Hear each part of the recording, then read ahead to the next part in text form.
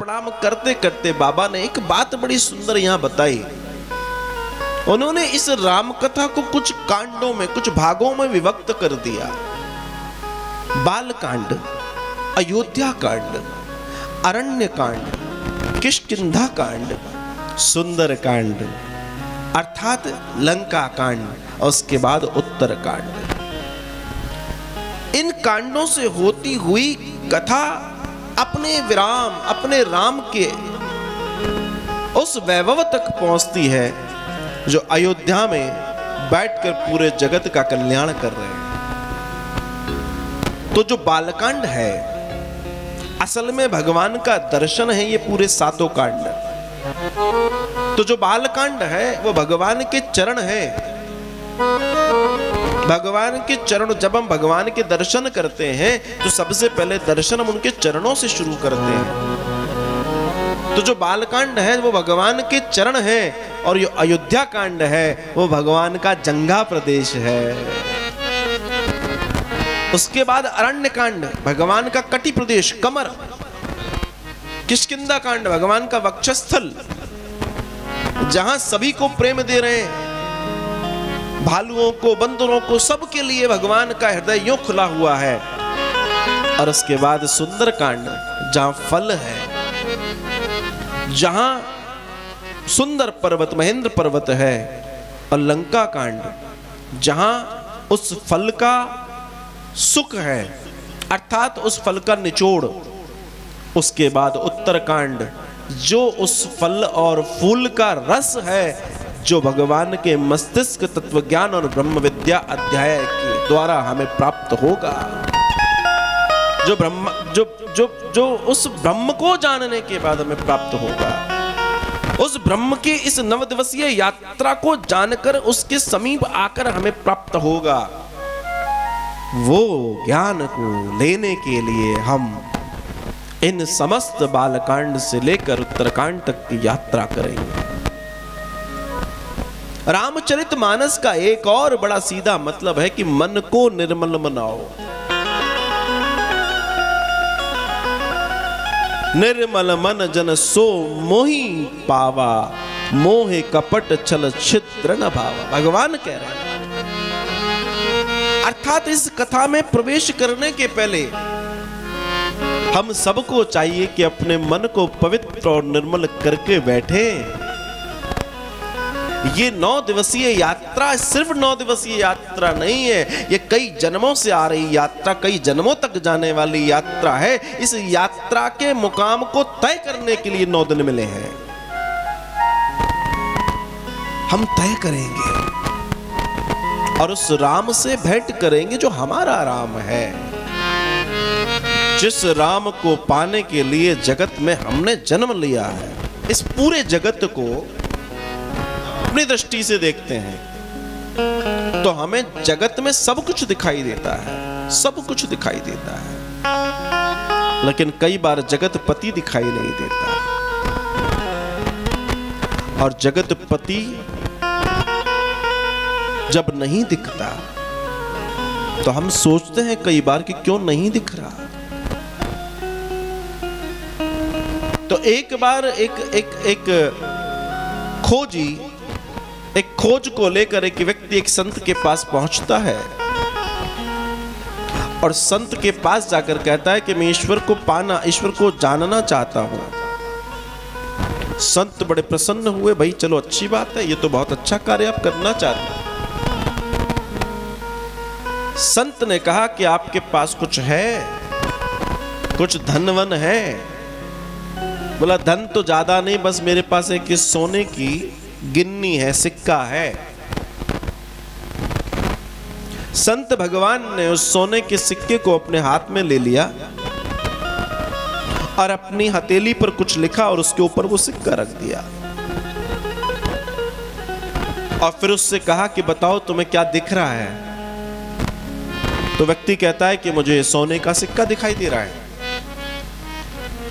बोला इसमें राम है, राम नहीं दिखाई देता क्या? बोला ना, मुझे नहीं दिखता, मुझे सोने का सिक्का दिखता है।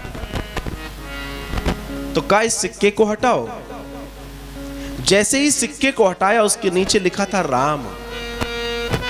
तात्पर्य बड़ा सीधा है, जब जगत को बुलाओगे तब जगतपति को पाओगे। और इस बात को सिर्फ यहां नहीं कहा जा रहा, इस बात को भगवान श्रीमद् भागवतम में भी कह रहे हैं। जब उद्धव जी ने प्रश्न किया, जब उद्धव जी ने प्रश्न किया कि भगवान आप नहीं रहेंगे तो जीव आपसे मिलना चाहेगा, आपसे कैसे मिलन होगा, कृपा करके बताएं। तब उन्होंने कहा, भगवान कहते हैं, भगवान श्री कृष्ण की देखो उद्धव, मुझसे मिलन बड़ा आसान है। जब भी जीव जगत को बुलाएगा मैं उसे करीब मिलूंगा, मैं उसे उसके पास मिलूंगा। अब ये कार्य करने की क्षमता किस किस की है, जो करेगा वो पाएगा।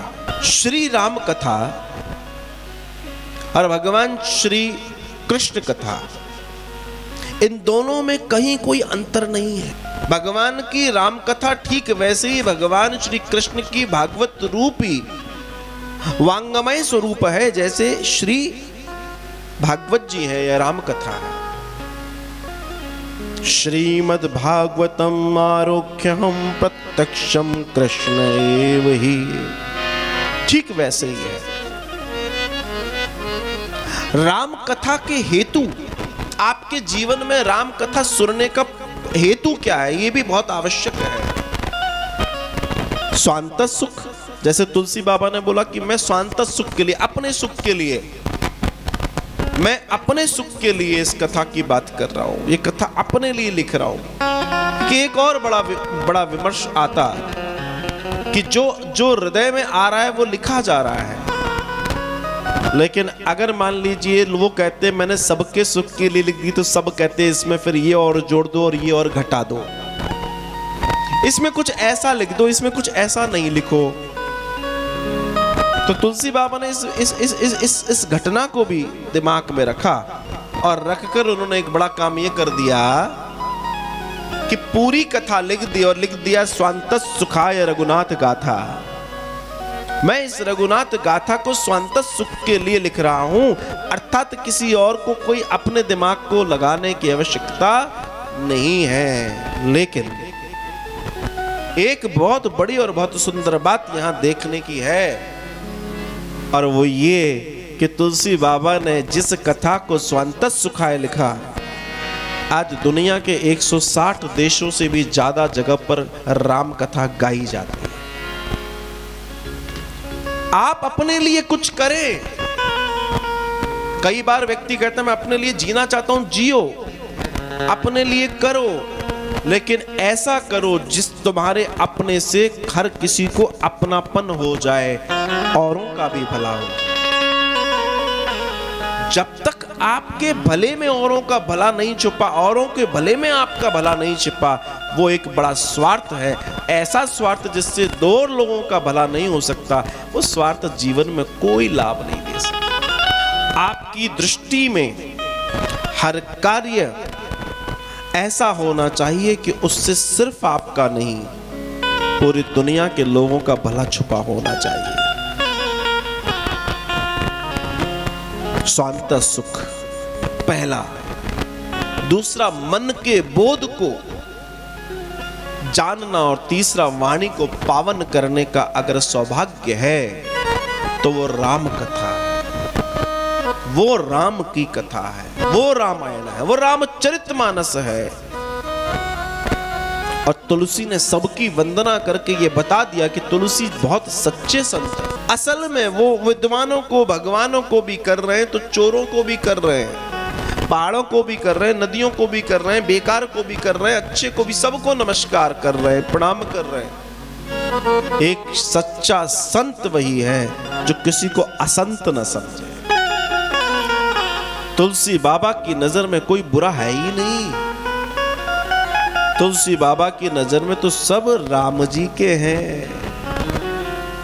सब राम जी के हैं। और आज यही बात देखिए पूरी दुनिया देख रही है, पूरी दुनिया।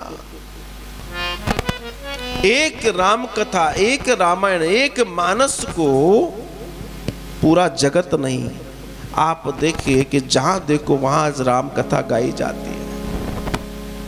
सिर्फ भारत में ही नहीं, भारत के बाहर हजारों जगह गाई जाती है। राम कथा के हेतु अनेका, एक से एक, एक से एका।